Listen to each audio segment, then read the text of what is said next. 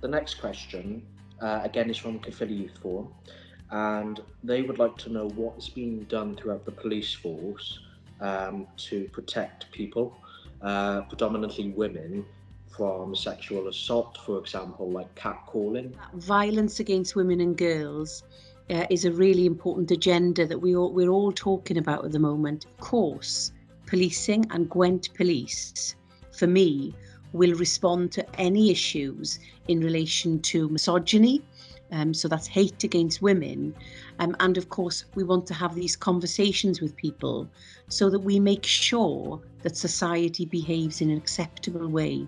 And you are the future generations. You're the future people who can make this happen by working with us and by having these conversations. It's not acceptable. Don't be a bystander.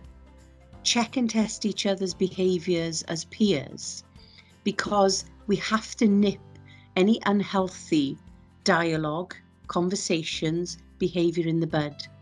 Otherwise, are we as a society going to go backwards and people start turning perhaps those verbal abuse, the wolf whistling and everything else that we mention, that sometimes builds and sometimes turns into hate and violence.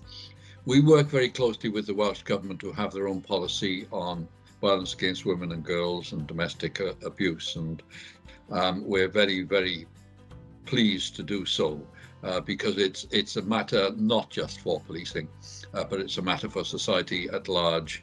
It's critically important that men, whether they're police officers or in other walks of life, acknowledge that violence against women and girls is just totally unacceptable and will do everything within their power to help prevent it.